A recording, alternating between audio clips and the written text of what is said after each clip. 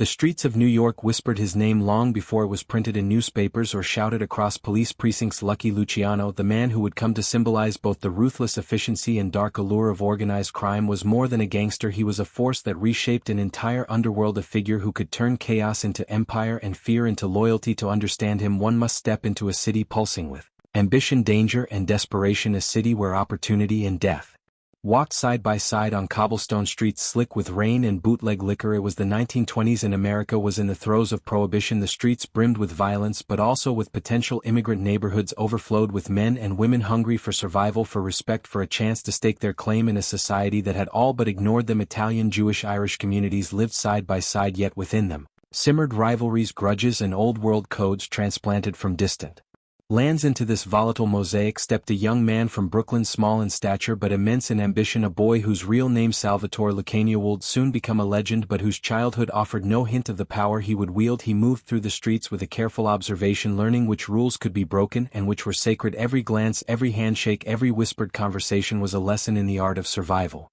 Even as a teenager, he understood that strength was not only measured in fists but in influence, cunning, and timing. Those who underestimated him did so at their peril. Those who aligned with him often found themselves swept into a network far more sophisticated than the ragged, violent gangs that dominated the city's underbelly. The allure of Luciano was paradoxical. On one hand, he was charismatic, almost magnetic, able to draw people into his orbit with a combination of humor, confidence, and charm. On the other, there was a coldness beneath the surface, a strategic mind capable of calculating risk and reward with clinical precision. Loyalty in his world was currency, betrayal a hazard to be anticipated and when necessary crushed, and yet there was something almost theatrical about the way he conducted his rise. Careful appearances, controlled image, and understanding that perception could be as potent as action. In these early years, the foundations of his empire were not brick or money but psychology and observation. He watched how men wielded power, how alliances were formed and broken, how fear could be weaponized, and how respect could be bought or demanded. Every street corner, every backroom deal, every confrontation in a crowded speakeasy was a rehearsal for a larger stage. New York itself was a character in his story, a living, breathing organism of corruption, ambition, and survival instincts, and Luciano would come to master it. The fascination with his story is not merely about crime, it is about human nature under pressure, the way circumstance, opportunity, and personal drive collide. Luciano's life is a mirror reflecting the contradictions of ambition, brilliance, and ruthlessness, charm and cruelty, loyalty and betrayal. To watch his ascent is to understand the seductive pull of power and to witness the cost exacted on those who dare to grasp it. As the city roared around him, prohibition-fueled gangs, corrupt politicians, law enforcement struggling to keep pace, Luciano moved with precision. He recognized that the old ways of disorganized, brutal street crime could not sustain long-term power. The future belonged to structure, to alliances, to an understanding of both human and economic psychology. In the chaos of the 1920s, he saw opportunity where others saw only risk. He began to craft his vision not just for survival but for dominance. The legend of Lucky Luciano begins here, in the narrow alleys and crowded apartments of Brooklyn, in the tension between poverty and ambition, between the law and those who bent it to their will. The streets spoke his name long before he made history, whispering of a boy who would become a man capable of commanding loyalty, orchestrating violence, and reshaping the underworld itself. This is a story not only of crime but of the human mind at its most calculating and its most ambitious, a story of power forged in shadows and the man who dared to claim it. Every legend has a beginning and every empire starts with a spark. For Lucky Luciano, that spark was both personal and environmental, a convergence of hunger, intelligence, and the merciless rhythm of the city that would make him a king. The streets spoke, the city listened, and the world would soon understand that a new kind of power had emerged, one that would leave an indelible mark on history, forever changing the landscape of organized crime in America. New York in the early 1900s was a city of contradictions. Towering skyscrapers rose alongside crumbling tenements, the promise of opportunity side by side with grinding poverty. Immigrants poured in from Europe by the tens of thousands, fleeing famine, oppression, and dreams unfulfilled in distant homelands. They brought with them old-world customs, languages, and allegiances, but also fierce rivalries and grudges that often spilled into the streets of their new home. For many, survival meant adapting quickly to a world that offered little mercy, where every corner could hide both opportunity and danger. The underworld was no exception. Organized crime in New York before Luciano was a chaotic patchwork of feuding gangs, loose alliances, and violent confrontations. Italian, Irish, and Jewish gangs vied for control over gambling dens, speakeasies, and smuggling routes. Their battles were brutal, and public shootings on street corners, assassinations in dimly lit alleys, and turf wars that left bodies in Doorways. There was no structure, no hierarchy capable of enforcing lasting order. The city's criminal enterprises were profitable, yes, but riddled with inefficiency and vulnerability. Leadership was often won through sheer violence, and alliances were fragile, dependent on fear rather than loyalty. Prohibition, enacted in 1920, transformed the landscape entirely. The ban on alcohol created a black market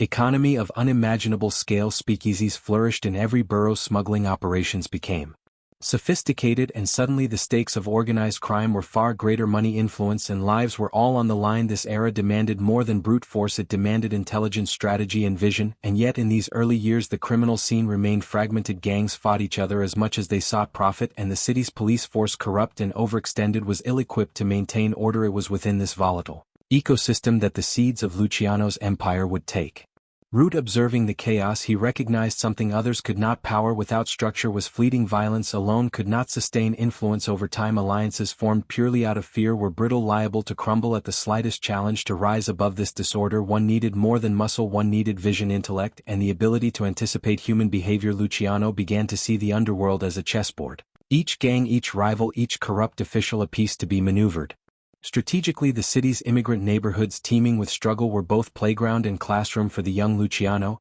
He absorbed lessons about human nature from the crowded tenements where families lived in close quarters and tempers flared over the smallest grievances. He learned that influence often came from subtlety rather than overt power, that a well-timed word or act could yield more loyalty than a gunshot. He watched how established gangsters commanded respect, how they earned or demanded obedience, and how quickly that respect could evaporate. This understanding would later form the psychological foundation of his empire. Meanwhile, the city itself was a crucible of ambition and violence. Streets that were meant for commerce became battlegrounds. Docks where immigrants unloaded goods were transformed into hubs of smuggling, and public spaces from bars to markets became arenas where loyalty, intimidation, and cunning played out daily. Law enforcement existed in name only, often complicit in corruption or too slow to respond. Newspapers reported on murders and raids, but sensationalism often overshadowed substance. For someone like Luciano, who thrived in ambiguity and thrived in networks invisible to the public eye, this environment was ideal. The state of organized crime at the time highlighted a central truth about power: without order, ambition falters. Rival gangs operated in silos, never coordinating or strategizing beyond immediate gains. Money flowed, but unpredictably. Violence was abundant, but its efficiency was low. Luciano saw the inefficiencies not as obstacles but as opportunities. He understood that the next step in criminal evolution would be consolidation, a system where risk was calculated, profit maximized, and loyalty enforced not merely through fear but through shared interest and carefully structured alliances. Even amidst the brutality and disarray, there was culture, ritual, and code. The Italian and Sicilian immigrants brought with them traditions of honor, vengeance, and loyalty, which often guided their behavior in the streets. For many, adherence to these unwritten rules was as important as survival itself. Luciano would later exploit this understanding, using cultural expectations and personal psychology to create networks of allegiance that were as strong as they were subtle. By respecting certain codes while bending others to his advantage, he began to carve out a space where he could operate with relative autonomy. New York before Luciano was a city teetering on the edge of both opportunity and collapse. It was a city where violence was routine, law was inconsistent, and fortune favored the shrewd as much as the ruthless. For most, navigating this world was a matter of survival. For a visionary like Luciano, it was an invitation to dominate. The chaos, the rivalries, the fragmented loyalties, all of it became a canvas upon which he would paint a new vision of power. The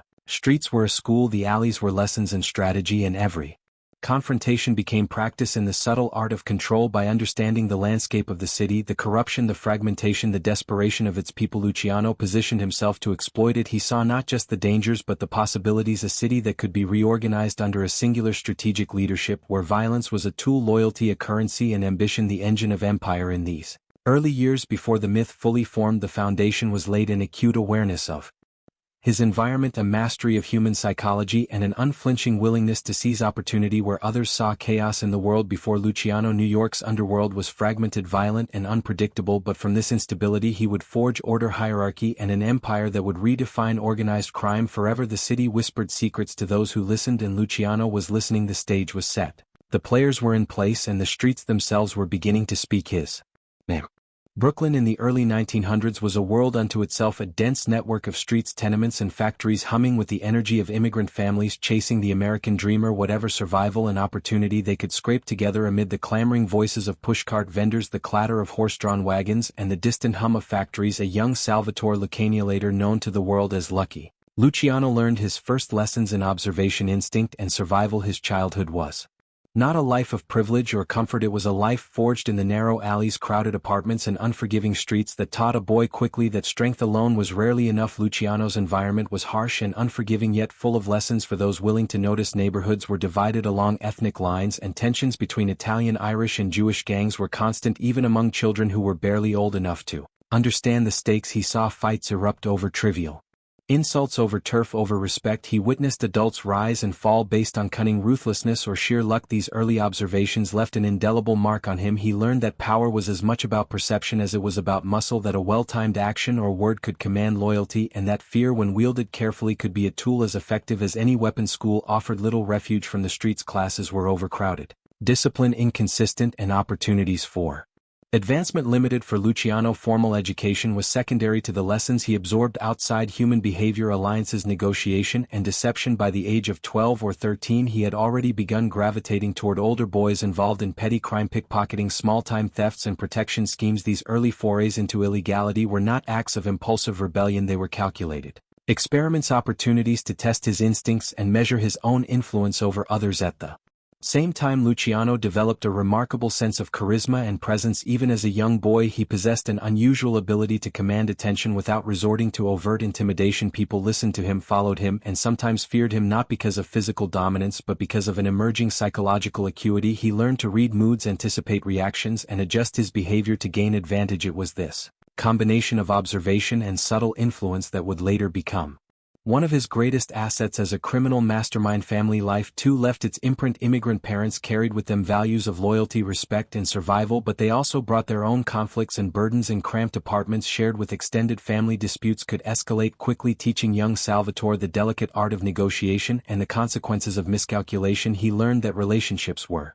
transactional. Who you aligned with could determine your safety, your opportunities, and your future. These lessons in loyalty, hierarchy, and strategy were reinforced daily in a world where missteps could be fatal. By his mid-teens, Luciano was already building a reputation on the streets. Small-time gangs recognized his intelligence and ambition, and he began forming his first alliances. He understood instinctively that survival required both strength and brains. Violence could earn temporary respect, but intelligent strategic thinking, charm, and foresight could create lasting influence. His peers may have relied solely on fear or brute force, but Luciano saw beyond immediate gains, imagining a network of connections and order amid chaos, a system in which he could eventually hold sway over the fragmented underworld. The psychological complexity of his early years cannot be overstated. He was learning not only how to dominate but how to survive. He absorbed the motivations, fears, and weaknesses of others like a sponge. He experimented with loyalty, testing how much people would follow and when to let them falter. In this crucible he developed an early understanding of power dynamics, who to align with, who to isolate, and when to strike. He was already practicing the subtle manipulation that would later define his empire, all while appearing to be just another street kid navigating the rough-and-tumble environment of Brooklyn. Luciano's rise was not accidental, it was a combination of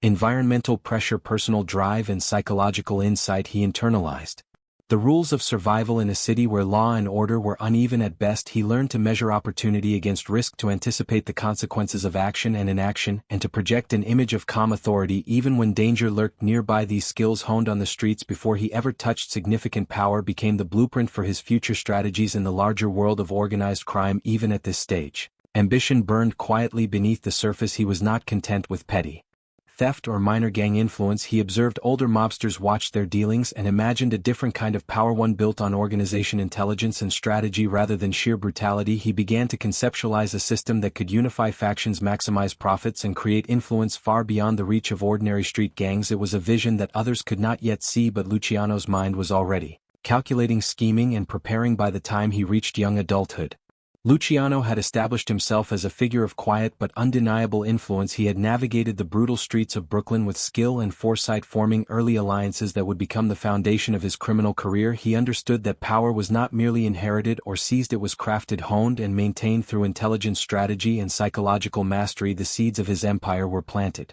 here in the crowded apartments and back alleys of Brooklyn, where ambition, observation, and cunning merged to produce a young man poised to redefine the underworld. It was here, amid the chaos and hardship of immigrant life, that Luciano transformed from a street-smart boy into a calculated operator, a mind capable of seeing the bigger picture while navigating the minutiae of survival. The rise of Lucky Luciano was not sudden, it was a process meticulously shaped by environment, intellect, and an unrelenting hunger for power. Every lesson, every observation, every small act of Cunning was a step toward a destiny that would soon reverberate across New York and eventually the entire criminal world.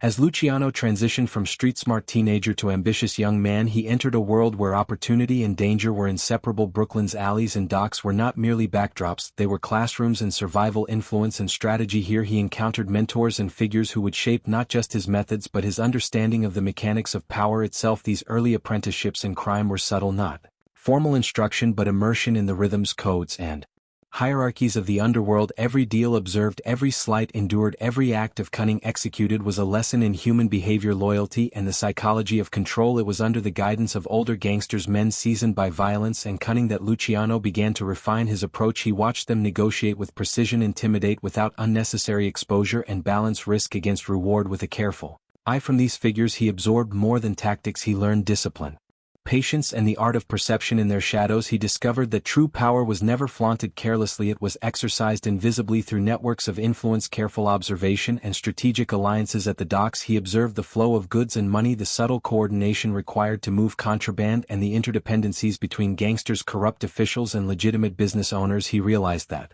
criminal operations could be organized with the efficiency of a legitimate enterprise if one understood both the human and structural elements at play. Violence, he noted, was often a blunt instrument. Intelligence and strategy could achieve the same ends with far less risk. These lessons became the cornerstone of his emerging philosophy that crime, when structured, could be more profitable, sustainable and controlled than brute force alone. Mentorship also exposed him to the harsh realities of betrayal. He witnessed alliances fracture over greed, trust exploited and loyalties broken with devastating consequences. These early experiences imprinted upon him a deep understanding of human nature. Fear could compel action, loyalty could be bought or manipulated, and every individual had a breaking point. He internalized these lessons, understanding that his own survival and eventual dominance depended on mastering not only the streets but the people who navigated them. Luciano's early apprenticeships were not limited to observation. He was tested repeatedly. He participated in thefts, extortion and smuggling operations, each a calculated step designed to test both his courage and intelligence. These operations were small in scale compared to the empire he would later build, but they were crucibles in which his skills were honed. He learned to read the environment, anticipate law enforcement and measure the intentions of allies and rivals alike. Each success reinforced his confidence and each failure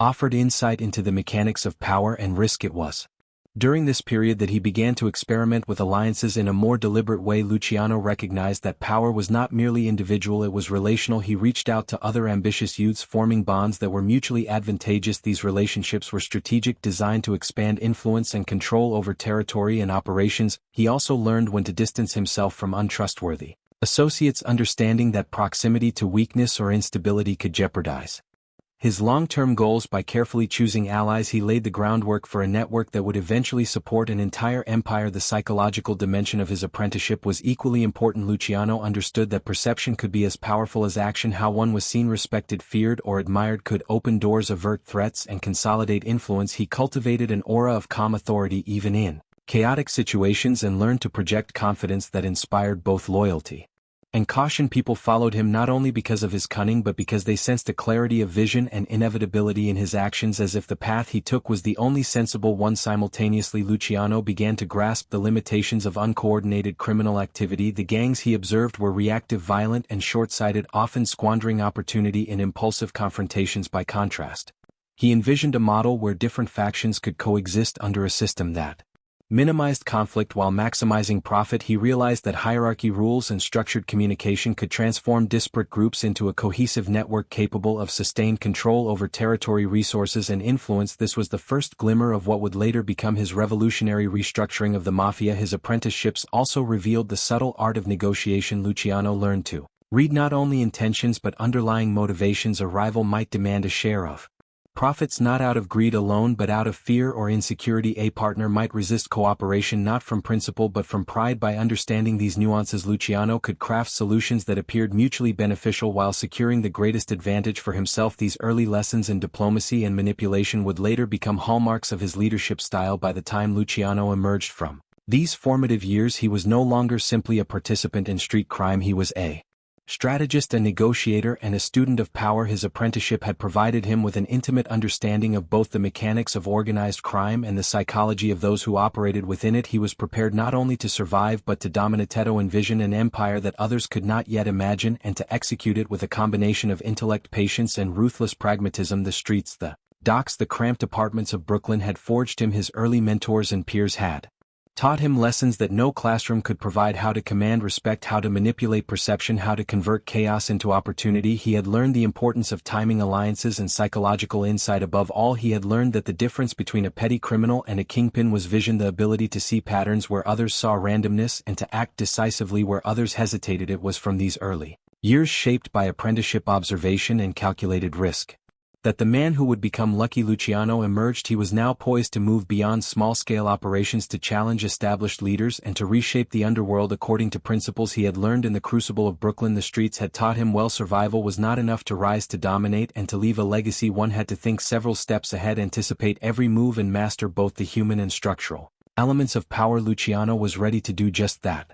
By the late 1920s, Lucky Luciano was no longer merely a rising star on Brooklyn Street. She was a visionary poised to redefine the underworld itself. He understood with an almost surgical clarity that the future of organized crime would not be won through random acts of violence or short-lived territorial dominance. The fragmented gangs that had long battled for scraps of control were inefficient, unpredictable, and self-destructive. What the city needed, and what Luciano was prepared to deliver, was order, structure, and strategy. His ambition was not only to survive the chaos of New York's criminal landscape but to dominate it, transforming violence into business, fear into loyalty, and rivalry into controlled alliances. Luciano's genius lay in his ability to see patterns where others saw chaos. He studied the failures of previous power brokers, men like Giuseppe Joe the Boss Masuria and Salvatore Maranzano, understanding that brute strength could win battles but intelligence and organization won wars. He realized that a modern criminal empire required more than muscle. It demanded governance, rules, and systems that could sustain wealth and influence over time. To this end, Luciano began orchestrating the foundations of what would later be known as the Commission, a governing body of organized crime that would mediate disputes, coordinate activities, and enforce laws among the mafia families. The restructuring of the mafia was not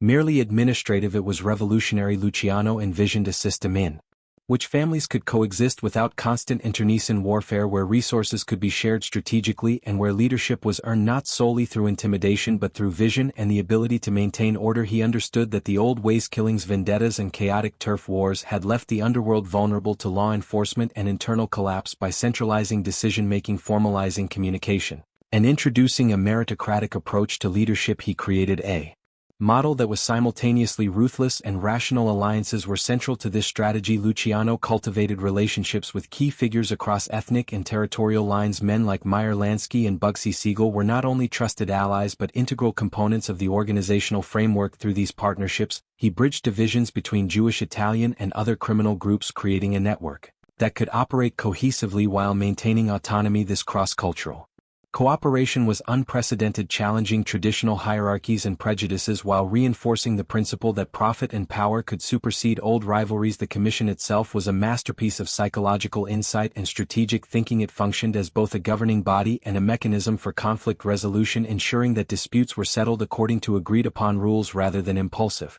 violence. Luciano recognized that human nature was as volatile as it was ambitious. Without a formalized system of accountability, envy and betrayal would undermine even the most powerful leaders. By creating a forum where grievances could be aired and negotiated, he minimized unnecessary bloodshed while consolidating his own influence as a central arbiter of authority. Luciano's approach was methodical. He combined coercion with incentives, understanding that loyalty could be nurtured as easily as fear could be imposed. Associates were rewarded for cooperation but swiftly punished for disloyalty or inefficiency. This duality of carrot and stick reinforced the psychological control that became a hallmark of his leadership style. It was not enough to command obedience. He sought to engineer dependence, cultivating a system in which each member's survival and success were intertwined with the stability of the organization as a whole. At the same time, Luciano demonstrated a remarkable ability to delegate responsibility. He understood that micromanagement was inefficient and dangerous. To maintain control over multiple families and operations, he had to empower trusted lieutenants to manage day-to-day affairs while remaining the ultimate authority. This balance of autonomy and oversight created a network that was both resilient and responsive, capable of adapting to shifting markets, law enforcement pressure, and rival threats. His empire was no longer a loose collection of street gangs, it was an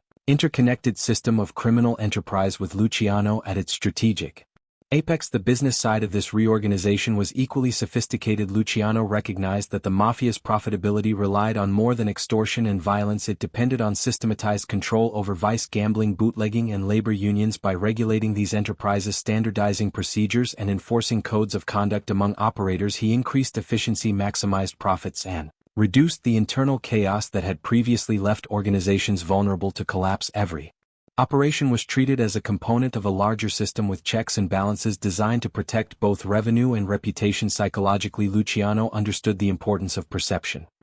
He cultivated an image of calm authority, strategic brilliance, and inevitability. Allies viewed him as a visionary, rivals recognized him as a force to be respected, even feared. He projected the impression that his rise was preordained, that resistance was futile, and that loyalty would yield tangible reward. This control of perception was critical in a world where violence and betrayal were constant threats. The ability to shape belief and expectation was as powerful as any weapon. Perhaps the most striking aspect of Luciano's empire building was his long-term vision. He did not seek short-lived dominance. He sought a system capable of enduring beyond individual lifetimes. By embedding rules, structures, and processes into the underworld, he created an organization that could withstand internal conflict, law enforcement scrutiny, and shifting social dynamics. This strategic foresight, combined with psychological acuity, tactical intelligence, and charisma, cemented his place as one of the most influential figures in the history of organized crime. Through this restructuring, Luciano transformed the very nature of criminal enterprise. Where once gangs operated in violent isolation, he created an interconnected web of authority, strategy, and cooperation. Violence was no longer senseless or reactive, it was measured, purposeful, and when necessary, decisive. Loyalty was reinforced not solely by fear but by shared interest, mutual benefit, and structured governance. By converting chaos into order, he not only secured his own power but laid the groundwork for a model of organized crime that would endure for decades, influencing operations across the United States and eventually the world. The streets of New York, which had once been dominated by random violence and fragmented ambition, now had a new rhythm, one dictated by strategy, hierarchy, and foresight. Luciano had transformed the underworld from a battlefield into a sophisticated enterprise, blending business acumen with psychological mastery and ruthless efficiency. His empire was more than a collection of operations, it was a living system, dynamic and resilient, capable of sustaining influence far beyond the reach of individual players. In this era, Luciano was not merely a gangster, he was a revolutionary, a strategist, and an architect. He had taken the lessons of his youth, the chaos of the streets, and the limitations of prior crime syndicates, and forged them into a vision of organized power that would become the blueprint for modern mafia operations. He had created not just an empire but a paradigm, a new way of conceiving crime as enterprise, influence as architecture, and loyalty as currency. And so the underworld bent to his design. The chaos of the past was giving way to a system, the violence of the streets tempered by strategy, and the unpredictable loyalties of gangs replaced with calculated alliances. Luciano's vision was clear, his influence spreading silently but inexorably, and the world of organized crime would never be the same. The man who had once been a street kid from Brooklyn had become the architect of an empire built on order, psychology, and a ruthless understanding of power. Power in the underworld was never just a matter of money or muscle, it was a matter of trust, perception, and fear. For Lucky Luciano, understanding the psychology of loyalty was as critical as understanding logistics, territory, or revenue. Central to this was the Code of Omerta, a moral and social contract rooted in Sicilian tradition and transplanted to the streets of New York. To outsiders, it was simply silence, a vow never to betray one's comrades. To insiders, it was a complex web of allegiance, honor, and consequence, a mechanism for control that was as psychological as it was practical. Omerta was more than a rule, it was a lens through which the mafia viewed the world. It demanded unwavering loyalty, enforced obedience, and imposed severe penalties for disloyalty. Luciano understood that fear alone could only achieve so much. True control required cultivating a culture where betrayal was unthinkable, where honor and self-interest aligned, and where each member internalized the costs of disloyalty. By mastering this delicate balance, he could command an empire that extended far beyond his immediate reach. Psychologically, the code worked on multiple levels. It created a shared identity among members, a sense of belonging to a network that offered protection, opportunity, and status, yet it also imposed a subtle pressure to remain part of the family. One had to act not only in accordance with explicit rules but in accordance with the expectations of others. Fear, loyalty, respect, and ambition intertwined, shaping behavior even before any action was required. Luciano recognized that this interplay could be manipulated, and he became adept at reading the motivations, insecurities, and ambitions of those around him. The enforcement of Omerta was both overt and covert. Acts of betrayal were met with decisive and often brutal consequences, serving as public demonstrations of the cost of disloyalty. But even more Effective were the subtle psychological reinforcements, rewards for cooperation, strategic inclusion in profitable operations, and the careful cultivation of trust. Luciano understood that fear could compel obedience, but respect and perceived opportunity could secure loyalty more reliably. By combining intimidation with incentives, he created a system where members were invested in the stability of the organization, and in his leadership Omerta also shaped strategy. Luciano knew that secrecy was essential for survival and for the smooth operation of the empire he was building. Every alliance, every negotiation, every operation relied on discretion. Information was power, and loyalty dictated the flow of information. Those who broke the code endangered not only themselves but the entire organization. By embedding this ethic into the culture of the mafia, Luciano ensured that his network functioned efficiently, cohesively, and with minimal exposure to law enforcement. But Omerta was not a blind rule. It was dynamic and adaptable. Luciano recognized that human behavior was unpredictable, and that strict adherence without understanding could backfire. He used the code strategically, sometimes bending or interpreting it to achieve larger objectives while ensuring that outward appearances of loyalty and adherence remained intact. This manipulation of perception allowed him to maintain authority even when taking unconventional or audacious steps. Members followed not only because they feared punishment but because they trusted his judgment and believed in the benefits of their allegiance. The psychological depth of Omerta also influenced interpersonal dynamics. Luciano studied the personalities within his network, identifying those motivated by fear, those driven by ambition, and those guided by personal honor. He calibrated his interactions accordingly. Some required gentle persuasion, others needed a firm demonstration of power. He understood that loyalty was not a static attribute but a dynamic process maintained through consistent reinforcement, careful negotiation, and strategic action. The code became a living instrument, a tool for shaping behavior, consolidating authority, and orchestrating complex operations through Omerta. Luciano also reinforced hierarchy and order. Members understood their roles, responsibilities, and limits. Authority flowed from him and was reinforced by mutual recognition of the code's importance. Ambition was not discouraged but channeled. Grievances were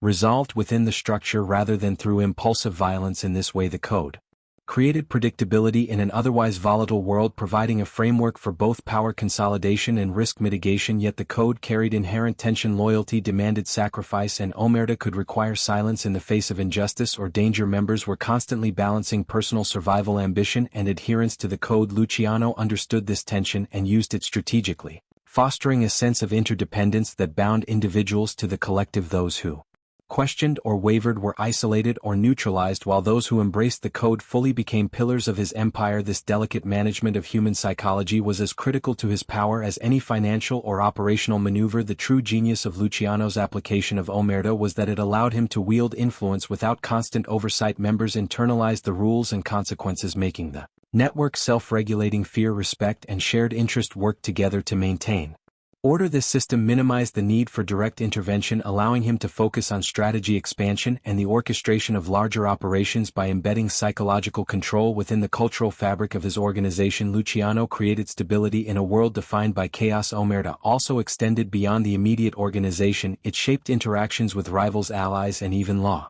enforcement. By signaling loyalty and discretion within his network, Luciano positioned himself as a figure of authority and trustworthiness. Simultaneously, the code's demands created ambiguity for outsiders, making infiltration and betrayal difficult. His mastery of these dynamics, combining tradition, psychology, and strategic manipulation, was central to his ability to maintain control over a sprawling multi-ethnic criminal empire. In essence, Omerta was more than a rule, it was the psychological architecture of power. Luciano understood that loyalty and fear, respect and self-interest, rules and perception were the levers through which influence could be exercised. By mastering these levers, he transformed what could have been a fragile alliance of gangs into a cohesive, resilient, and enduring organization. It was this deep understanding of human psychology, coupled with his strategic vision, that allowed him to consolidate power and lay the foundations of a modern organized crime network that would endure for decades. In the world of the mafia, where every action could be fatal and every alliance tenuous, Luciano's mastery of Omerta distinguished him from his peers. It was not merely a code to follow, it was a tool to wield, a framework through which he could orchestrate loyalty, fear, and ambition to his advantage. By embedding the principles of Omerta into the very fabric of his empire, Luciano ensured that power was maintained not just by force but by the subtle, relentless, and profoundly human currents of trust, fear, and expectation.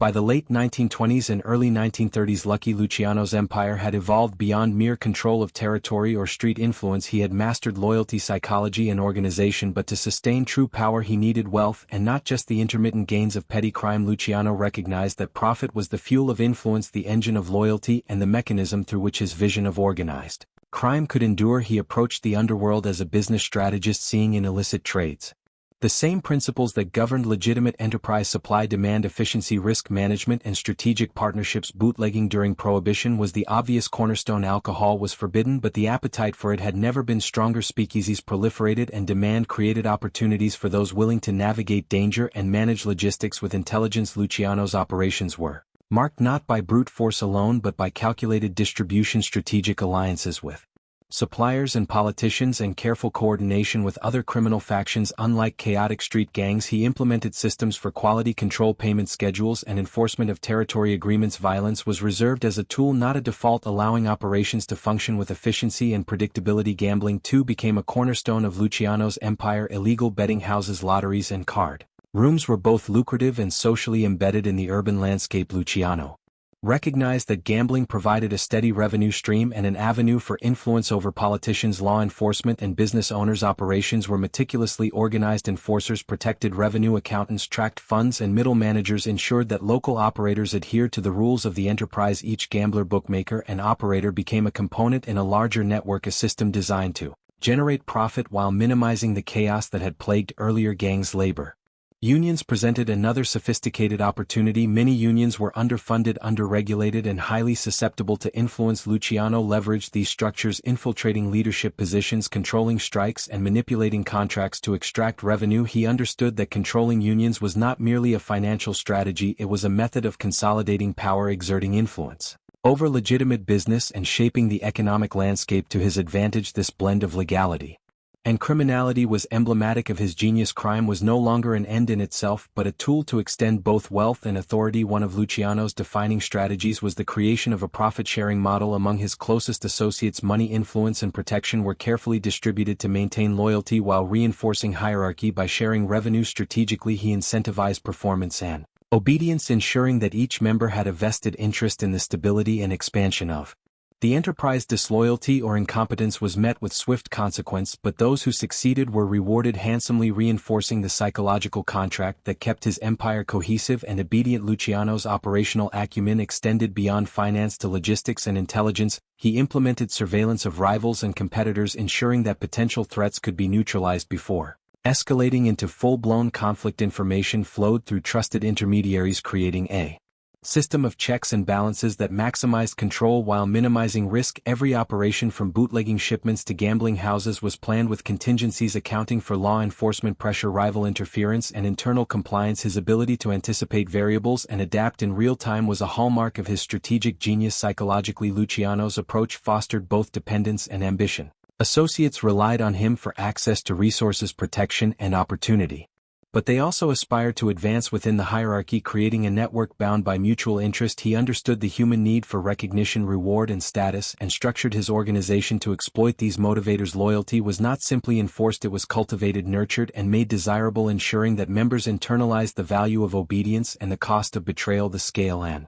sophistication of these operations were unprecedented. Luciano transformed crime from a series of disconnected activities into a coordinated enterprise, integrating multiple revenue streams under centralized oversight. Bootlegging funded gambling, gambling reinforced union influence, and union manipulation expanded operational reach, each element reinforcing the other. The result was an organization that operated with the efficiency of a corporation yet retained the ruthlessness necessary to enforce compliance and eliminate rivals. Control over territory was critical. Luciano understood that physical space, docks, bars, neighborhoods, was both a source of revenue and a symbol of authority. He implemented strategic deployment of enforcers, ensuring that rivals were contained and that operations ran smoothly. Territory was not merely defended through violence, it was managed through relationships, alliances, and carefully orchestrated agreements. By balancing intimidation with negotiation, he minimized costly conflicts, while maximizing control and profitability. Corruption was another pillar of his System. Luciano cultivated relationships with politicians, law enforcement officials and judges, understanding that influence in legal and civic arenas could protect operations, enable expansion and provide early warnings of threats. Bribes, favors and strategic alliances ensured that the organization operated with minimal interference, allowing profit streams to flow uninterrupted. These relationships were maintained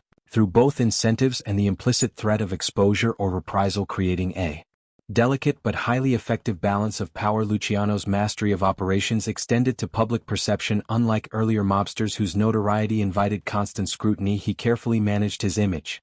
He cultivated respect without overt visibility, projecting an aura of inevitability and competence. Associates saw him as a leader who could deliver both profit and protection. Rivals perceived him as shrewd, strategic and virtually untouchable. By controlling perception, Luciano minimized unnecessary confrontation while maximizing his influence across multiple spheres: financial, social and psychological. The combination of strategic thinking, psychological insight and organizational innovation made Luciano's empire resilient. It was capable of withstanding external pressure from law enforcement, internal dissent and competition from rival gangs. Each operation was integrated, each decision calculated and each member's behavior influenced by both structure and incentive. Where other criminal networks relied on fear and improvisation, Luciano's enterprise relied on foresight, coordination and deliberate manipulation of human and structural factors. By the early 1930s, the underworld had been transformed. Where once violence and chaos dictated success, Luciano's approach created order, predictability and sustainability. The streets yielded wealth, influence and loyalty, not through random brutality but through a meticulously orchestrated system of enterprise psychology and strategy. Bootlegging, gambling, unions and corruption were no longer isolated ventures, they were integrated components of a cohesive, highly profitable and resilient empire. In this way, Luciano's operations became a blueprint for modern organized crime. The streets were no longer ruled solely by brawn, they were governed by vision, foresight and a ruthless understanding of human motivation. Through profit, structure and psychological mastery, he created an organization that was efficient, adaptive and enduring, a criminal enterprise in every sense of the word, capable of controlling both people and resources with precision and authority.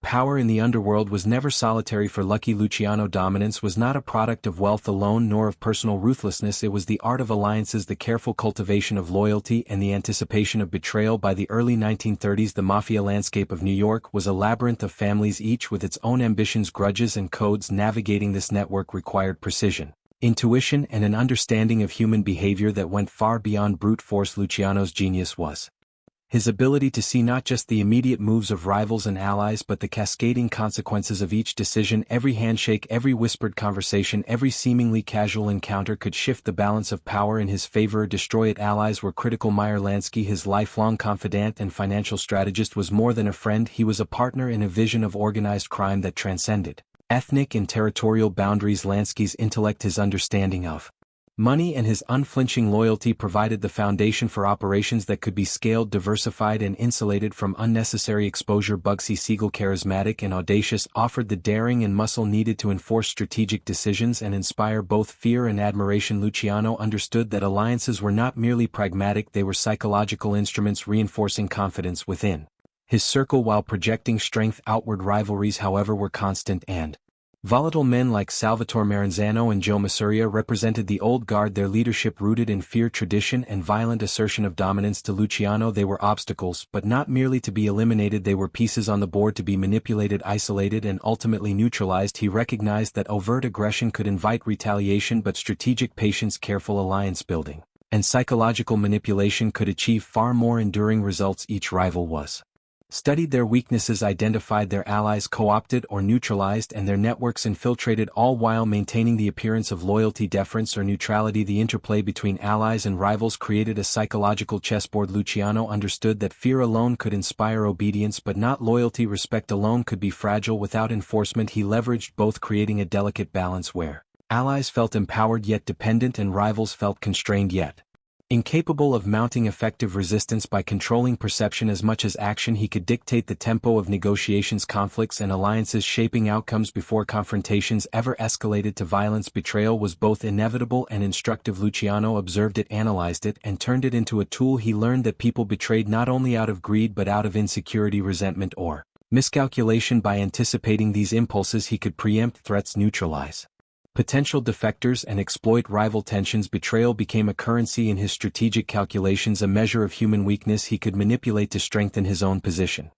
Every act of treachery in the mafia was a lesson in psychology, and Luciano absorbed these lessons with the precision of a scholar studying a living organism. Power struggles within the mafia were rarely public in the conventional sense, yet they shaped the city streets, neighborhoods and enterprises. Turf disputes, competition over lucrative operations and personal vendettas erupted into violence with shocking regularity, but Luciano's approach minimized unnecessary chaos. He intervened selectively, applying pressure where it would yield maximum strategic advantage, allowing others to expend resources on futile conflicts or negotiating outcomes that consolidated his influence without triggering destructive open warfare. Violence was a tool, not a strategy. Strategy was his true weapon. Alliances were as much about perception as practical utility. By cultivating relationships across ethnic lines, Luciano demonstrated that collaboration could yield greater profits and stability than conflict. Jewish, Italian and other criminal factions were integrated under mutual agreements, coordinated revenue sharing, and the implicit enforcement of omerta. This network extended Luciano's influence far beyond his immediate reach, creating a reputation that made rivals hesitant to challenge him directly and allies eager to align with him. Loyalty, ambition, and self-interest were harnessed simultaneously to create a cohesive,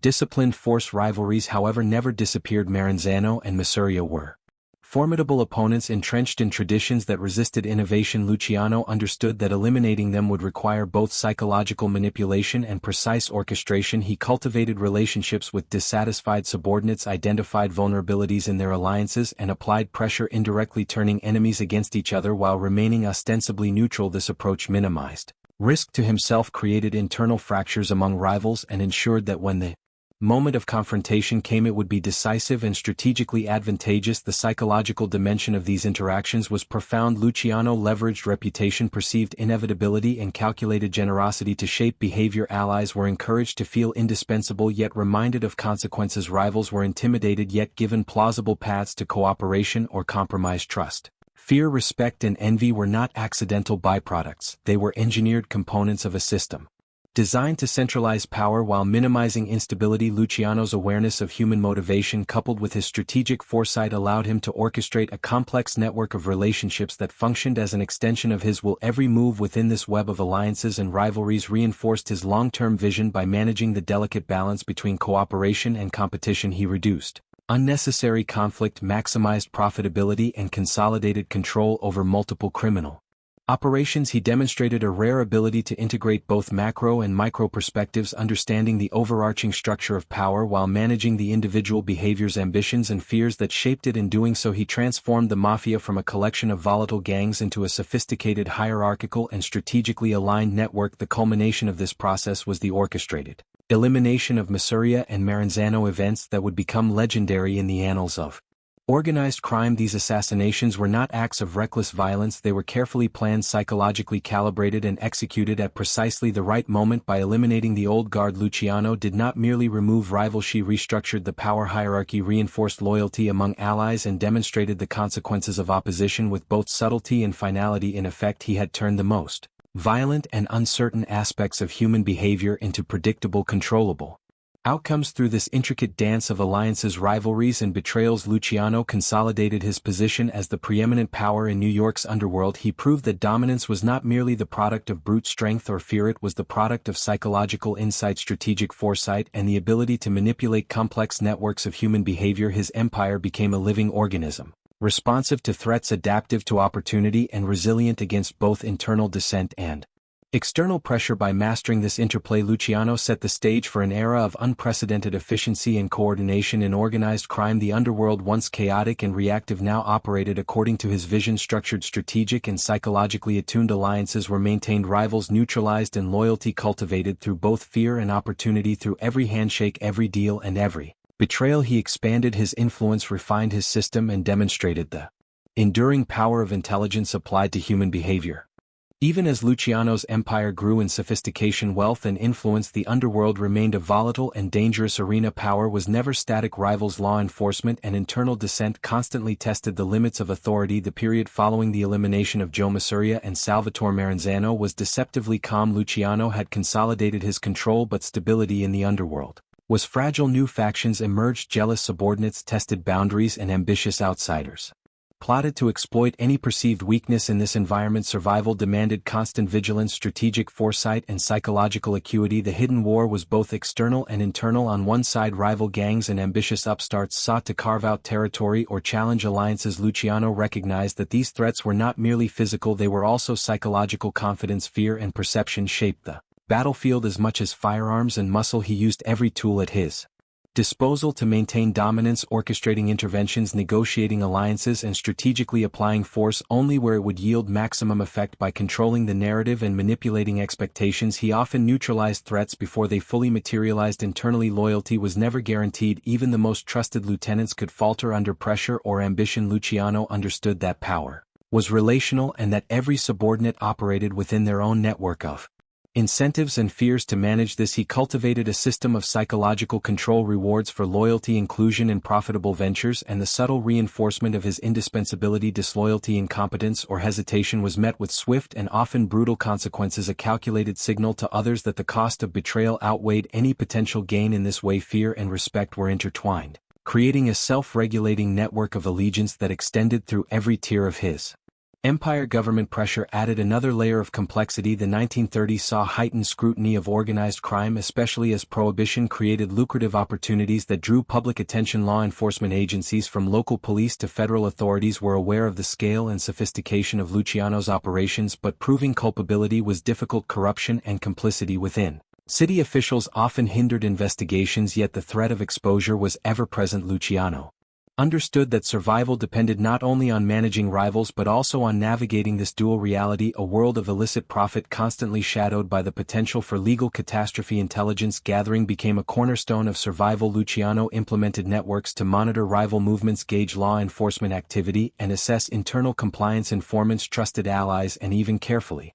managed rumors became instruments of control, allowing him to anticipate threats and adapt strategies in real time. This proactive approach minimized risk while maximizing influence, creating the appearance of omniscience. Associates and rivals alike perceived him as a figure whose awareness extended beyond the immediate, someone capable of seeing and controlling the hidden currents of power before they erupted into chaos. Psychologically, Luciano understood that perception could stabilize or destabilize an entire network. Allies needed to believe in his competence, and inevitability, rivals needed to perceive him as both formidable and strategic. To achieve this, he cultivated an aura of calm authority, rarely reacting impulsively yet capable of decisive and often ruthless action when circumstances demanded. The calculated balance between restraint and decisiveness reinforced loyalty, discouraged opposition, and ensured that both allies and rivals adjusted their behavior to align with his vision. The hidden war also included economic manipulation, control over bootlegging, gambling, and unions was never absolute. Competition and infiltration were constant threats. Luciano mitigated these risks through a combination of strategic alliances, selective enforcement, and psychological influence. Competitors were co-opted when possible, neutralized when necessary, and monitored continuously to prevent disruption. By understanding the motivations, ambitions, and fears of others, he could orchestrate outcomes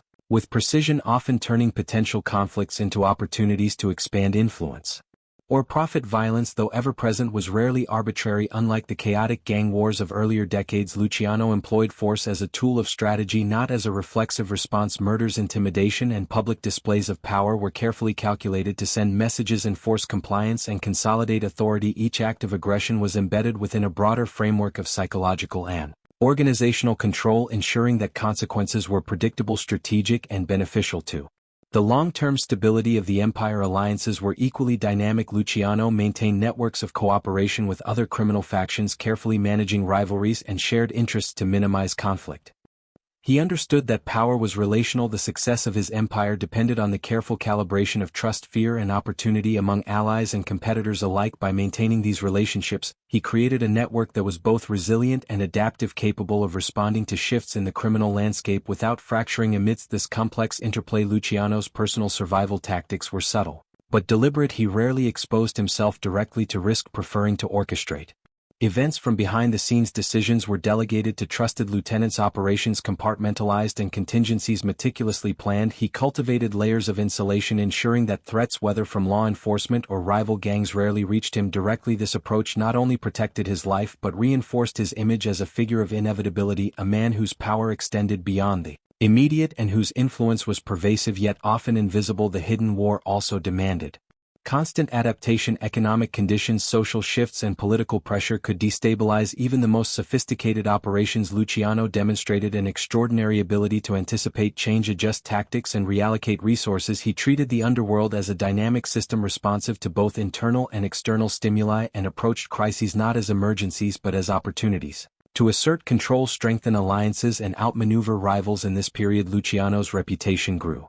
Not just because of his wealth or operational skill but because of his mastery of the unseen dimensions of power. Allies came to trust his judgment implicitly. Rivals learned to fear his subtle but omnipresent influence. His empire operated efficiently, cohesively, and with a degree of foresight that was unmatched in the criminal world. The hidden war was not merely about survival, it was about shaping the very environment of organized crime, creating a system in which chaos could be predicted, controlled and harnessed for strategic advantage. By the mid-1930s, Luciano had transformed the underworld into a sophisticated, self-regulating network. Violence with strategic loyalty was managed and power was exercised with psychological precision. The hidden war, the constant interplay of threats, alliances, betrayals and government pressure, was navigated not through brute force alone but through intelligence, foresight and an unparalleled understanding of human behavior. In this crucible of conflict, Luciano not only survived, he strengthened, expanded and solidified his dominion, proving that true mastery of the underworld required far more than courage. It required vision, calculation, and an unerring understanding of the hidden currents that governed power. Even the most meticulously orchestrated empire is vulnerable to forces beyond control, and for Luciano the beginning of his downfall was neither sudden nor accidental. It was the inevitable collision of ambition, law enforcement and betrayal. By the late 1930s, his dominance over New York's underworld had made him both a legend and a target. The same visibility that allowed him to project authority and coordinate a sprawling criminal network also attracted scrutiny from federal authorities. Increasingly determined to dismantle organized crime, Luciano had built his power on intelligence, discretion and psychological control, yet no system, no matter how sophisticated, could make him invulnerable to the combined pressure of legal investigation and internal discontent. The seeds of his vulnerability were embedded within the very structure that had made him formidable: reliance on human networks, loyal, yet imperfect, ambitious, yet self-interest. Admit that betrayal was always a latent risk.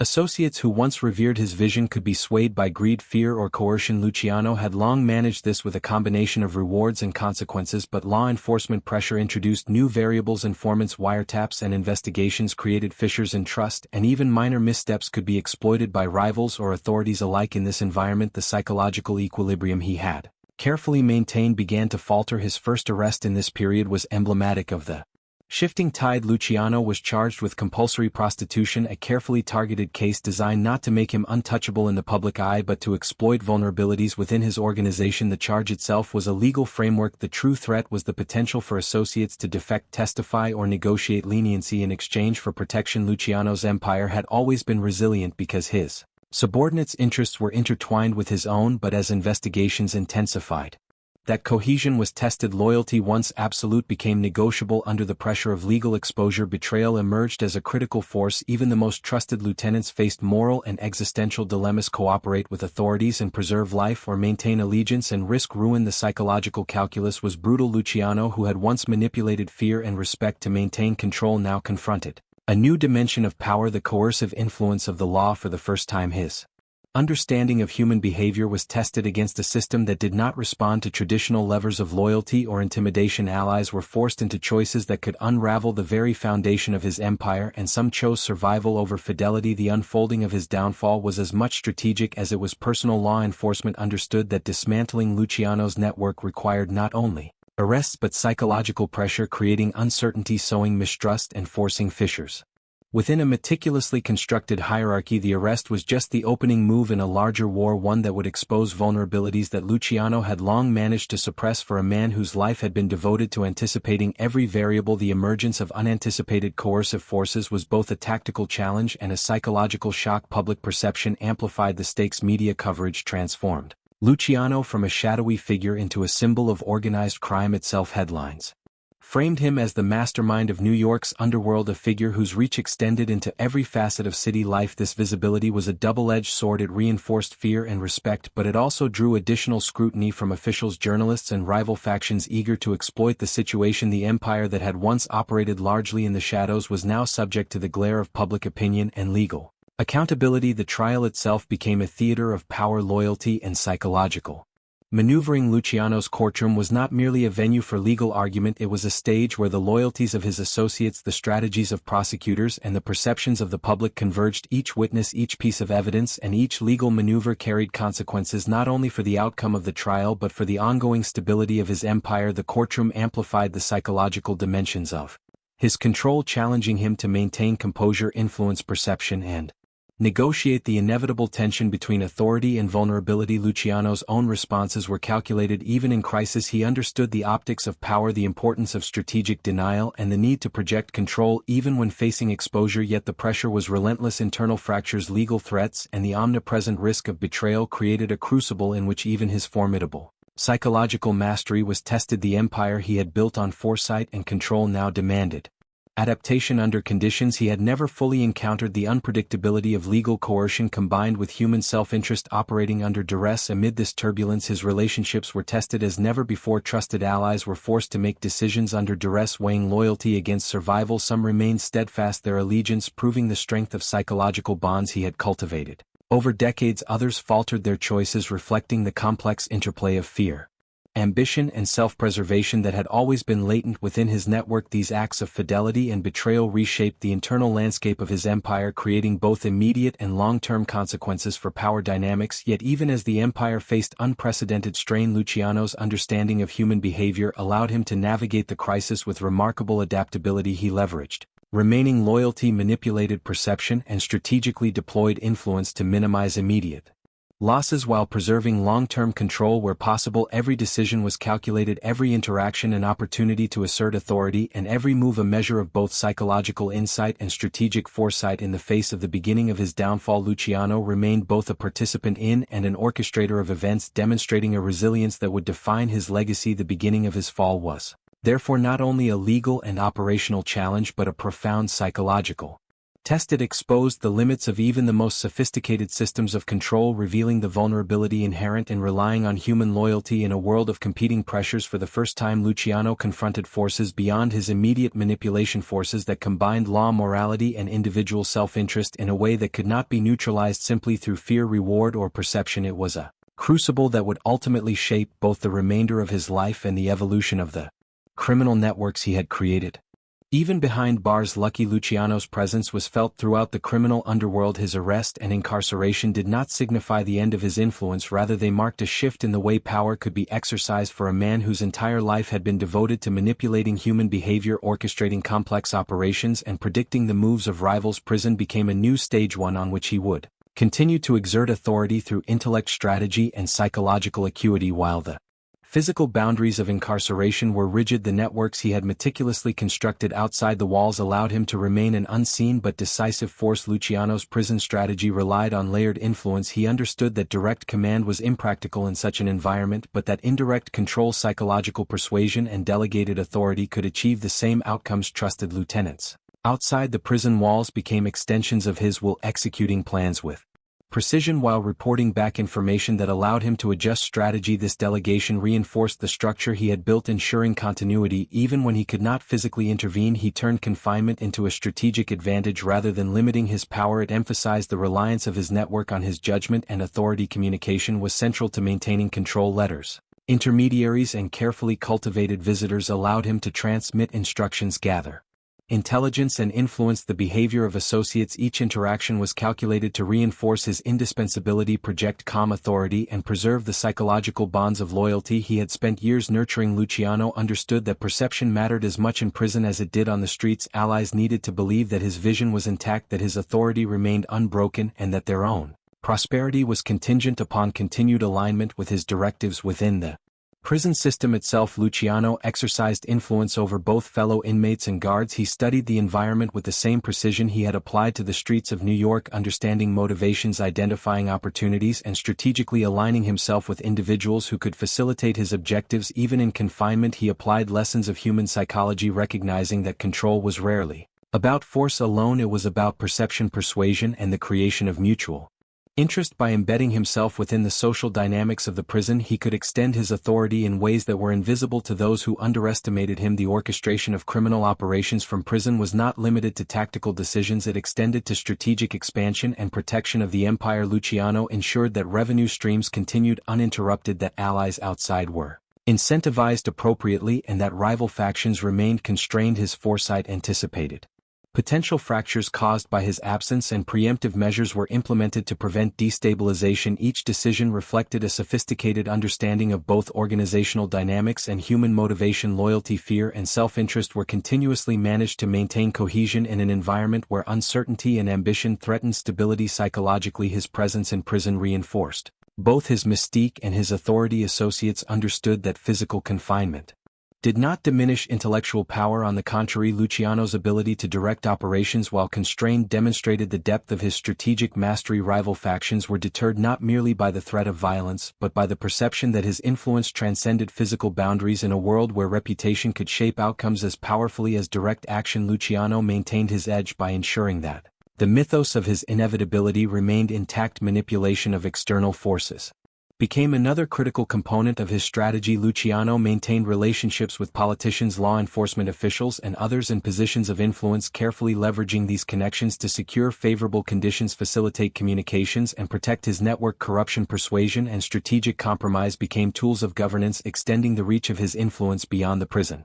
walls. Even the legal system designed to constrain him could be engaged as part of a broader strategic calculus, reinforcing the resilience of his empire within his own organization. Luciano cultivated a culture of resilience and autonomy. Lieutenants and regional managers were empowered to make decisions within a framework he had established, ensuring that operations were not paralyzed by his absence. At the same time, psychological levers, fear of reprisal, reward for obedience, and the projection of his strategic omnipresence ensured alignment with his overarching objectives. This balance of autonomy and oversight created a self-regulating network capable of adapting to dynamic circumstances while remaining tethered to his authority. Luciano's ability to manage human behavior from prison reflected a deeper insight. Power is as much psychological as it is physical. By projecting competence, inevitability, and strategic foresight, he ensured that both allies and rivals responded to his presence even when direct contact was limited. This mastery of perception allowed him to continue shaping outcomes, neutralizing threats, and preserving his empire, demonstrating that the influence of a visionary leader is not bounded by walls or confinement. Even the social and political environment of prison became a tool. Luciano carefully monitored shifts in hierarchy, emerging conflicts, and individual ambitions among both inmates and guards. Each observation informed his decisions, allowing him to reinforce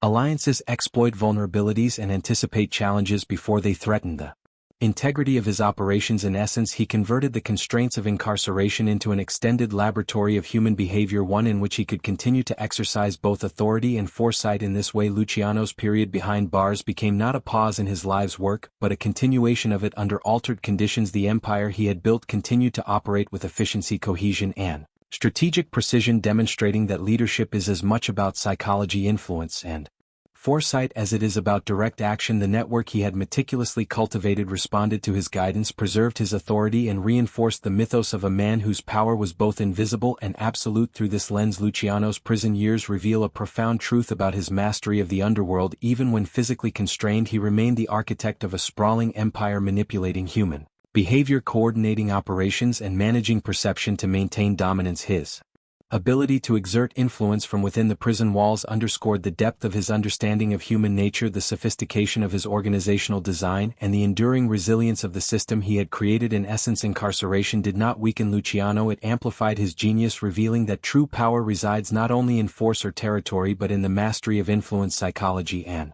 strategic foresight.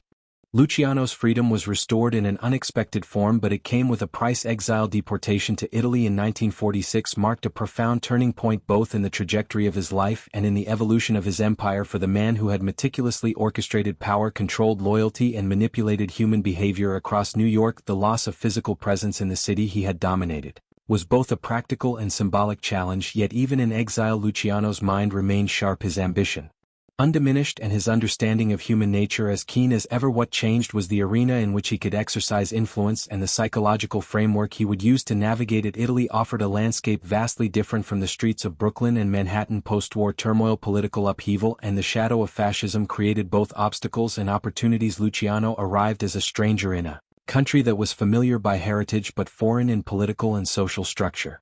Unlike the controlled, meticulously organized criminal networks of New York, Italy's underworld was fragmented, recovering from war and under the close watch of law enforcement and military authorities. Yet Luciano's vision remained consistent. Wherever human ambition, greed and fear intersected, opportunity existed for those capable of understanding and manipulating it. Isolation could have been a weakening force. Yet Luciano turned it into a tool. Removed from the immediate pressures of his empire, he gained perspective, observing the evolution of crime, law and society from a distance. He monitored developments in the United States, maintaining indirect influence over operations and alliances. By cultivating connections with trusted intermediaries, he ensured that his authority was felt even across oceans, preserving the psychological and structural cohesion of the networks he had built. Distance did not diminish power, it reshaped the methods by which it could be exerted. In Italy, Luciano's strategy evolved from operational control to influence through perception and negotiation. He engaged with emerging criminal networks, political figures and business operators, understanding that reputation and strategic association could substitute for direct command. By demonstrating both capability and discretion, he reasserted a subtle but pervasive influence, shaping the choices of others without ever resorting to the overt displays of power that had characterized his earlier career. The lesson was clear.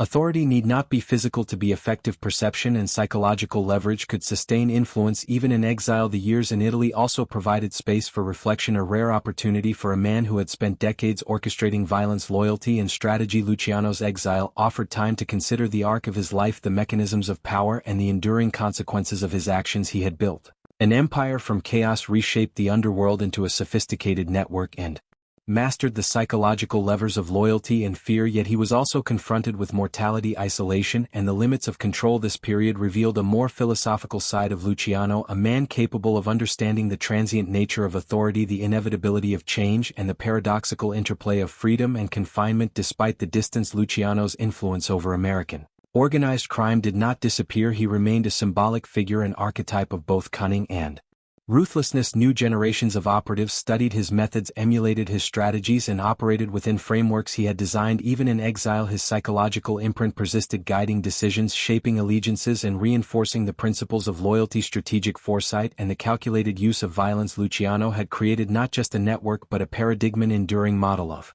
organized crime that transcended geography and time. Exile also brought a confrontation with legacy. Removed from the direct mechanisms of control, Luciano was forced to consider what it meant to wield influence and how power could be measured beyond immediate domination. He witnessed the evolution of his former empire, the rise of new leaders, and the ways in which the systems he had built adapted to his absence. This perspective illuminated the enduring principles of human behavior and organizational design that he had exploited: loyalty, fear, ambition, and perception. The empire had become larger than any one man, yet its architecture remained his personal reflection. Intertwined with practical action, Luciano navigated relationships with political authorities, business figures, and criminal networks with the same strategic acumen that had defined his New York years. He understood that influence in exile required subtlety, negotiation, and the careful cultivation of reputation. By leveraging historical knowledge, psychological insight, and strategic foresight, he remained a figure whose decisions carried weight, whose opinions were sought, and whose legacy continued to shape the decisions of others. The exile of Luciano thus became not a period of decline but a continuation of influence through a different mode. A testament to the adaptability of intellect and the enduring power of perception. This phase of life also highlighted the limits of control. Unlike the streets of New York, where he could manipulate networks directly, Italy offered only indirect leverage. Luciano's ability to act was bounded by law, geography, and social structure, and he had to rely on persuasion rather than coercion. Yet within these constraints he demonstrated the same strategic insight that had defined his career. Power could be exerted not only through direct action but through psychological influence, reputation management, and the careful orchestration of incentives and perception. Even in exile, he remained a master of human behavior and organizational strategy. Ultimately, Luciano's final years were marked by a synthesis of reflection, influence, and observation. He had experienced the full arc of power, from street-level ambition to empire building, from strategic mastery to legal confrontation, and from dominance to exile. Each stage had revealed dimensions of human psychology, organizational dynamics, and the fragility of authority. In Italy, he contemplated these lessons, understanding both the reach of his accomplishments and the inevitability of human limitation. His empire had survived beyond him, a testament To the principles he had embedded even as he navigated the personal and philosophical challenges of his own exile. In exile, Lucky Luciano's story became a meditation on power, control and legacy, stripped of immediate command but enriched by perspective. He observed the enduring influence of his own methods, the resilience of his networks and the adaptability of human behavior. He had transformed chaos into order, fear into loyalty and ambition into systematized influence. Even as the physical power he once wielded directly was diminished, the psychological and structural foundations he had laid ensured that his legacy would endure, shaping organized crime leadership and the understanding of human motivation long after his own life concluded.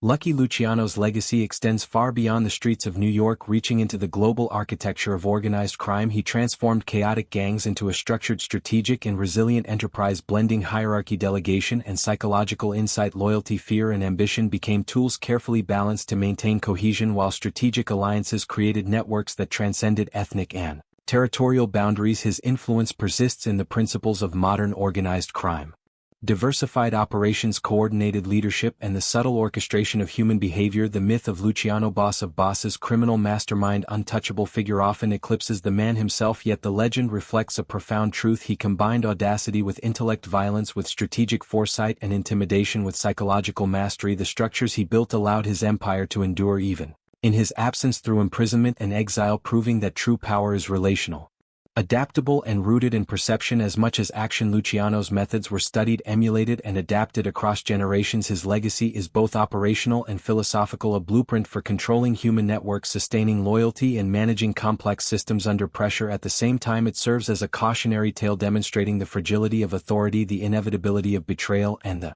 limits imposed by law and circumstance. The empire he created, the systems he designed and the myth that surrounds him reflect the enduring impact of a man who understood the intricacies of human nature, strategy and power.